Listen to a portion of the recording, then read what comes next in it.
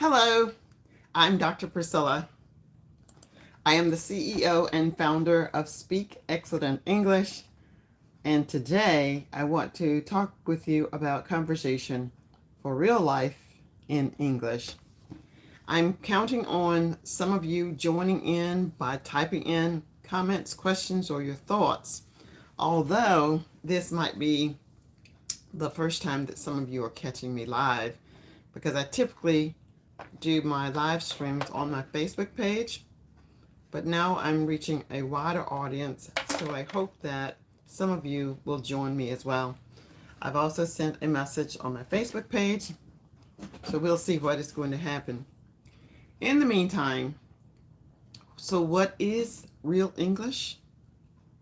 What are your thoughts when you hear real English? Is that something that you've thought about engaging in, or are you one of the consumers that just prefer to watch, listen, and be entertained in that manner? If that is the case, that too is a form of going toward your English fluency. However, the best way to gain English fluency is to actively participate in your learning. So what does actively participate actually mean? Actively participate means that every time you get an opportunity to speak, you should do so with hopefully someone who speaks English well enough for you to be able to understand them. It is not necessary that the person you speak with can speak English perfectly, but it is important that you can understand the person that is speaking and interacting. And between the two of you, hopefully some modicum of improvement will be exhibited. So just 1 second. And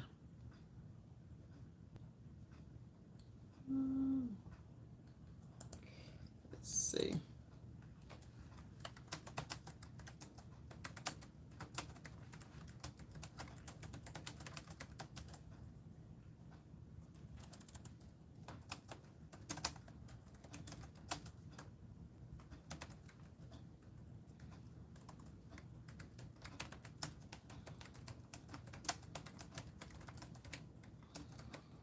Okay, so just wanted to respond to a question that came in for me.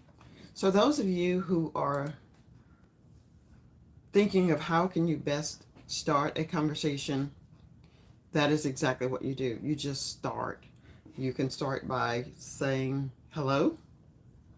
You can start by asking someone where are they from. These are easy questions or comments or statements. When you do that, it makes it easier for the person that is going to interact with you. It makes it easy for them to start to engage in conversation.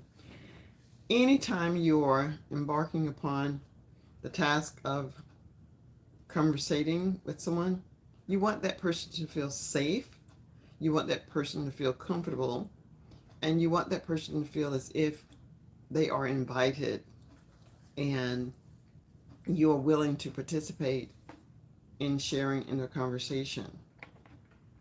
Oftentimes, students will ask me questions like, where are you from? And I am a native English speaker.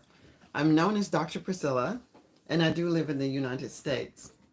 Just for a moment, I want to tell you that if you're looking for an English speaking partner, let me help you find someone to embark upon that path. Learning to speak English is not something that you can do quickly. So I often tell you, it is not a sprint. It is not a sprint. It is a marathon. It is something that is going to take time, commitment, and the desire. You have to have a deeply intrinsic desire to learn to speak English with fluency.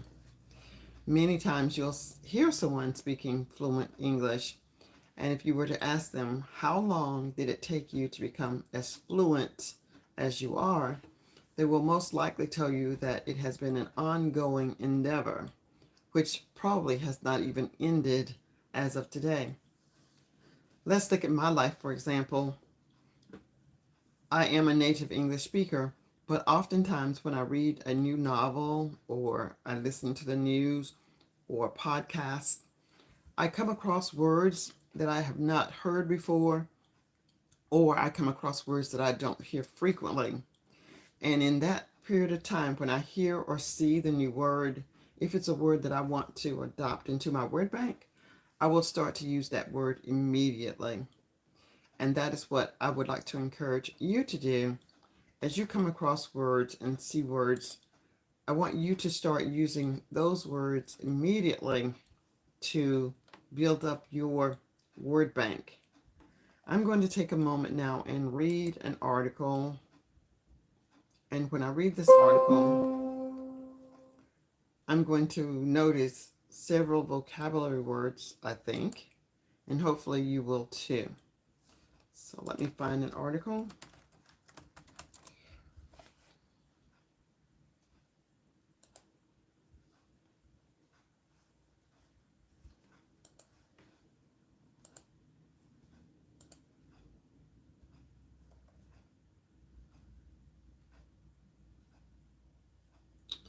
Okay, I am going to go to Breaking News English.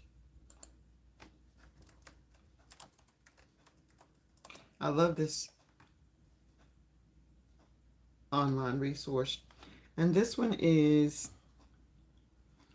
Air Bridges Open to Allow More People to Travel. Air bridges open to allow more people to travel.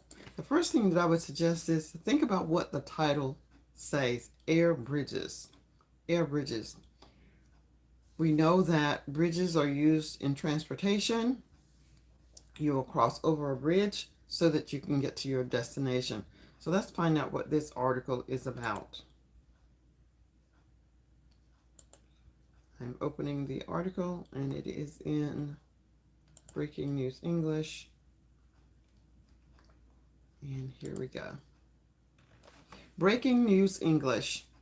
Air bridges open to allow more people to travel. June 24th, 2020. There is a new meaning for the word air bridge.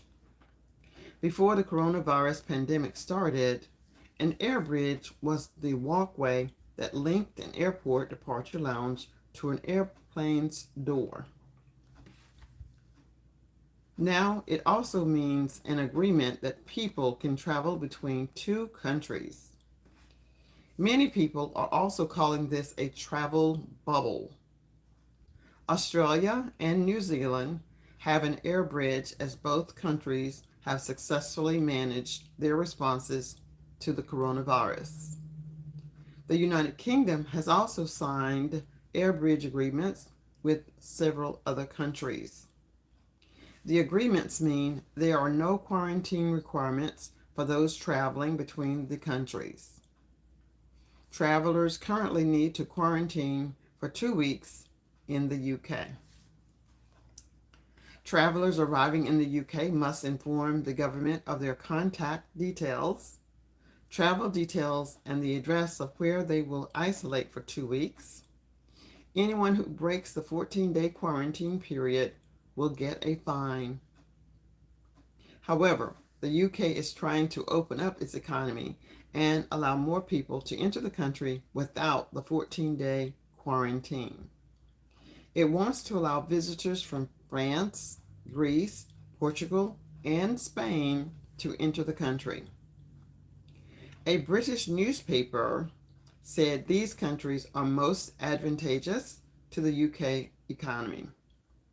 The newspaper reported that the UK is also thinking about air bridges with Australia, Bermuda, the Falkland Islands, Gibraltar, and Montserrat.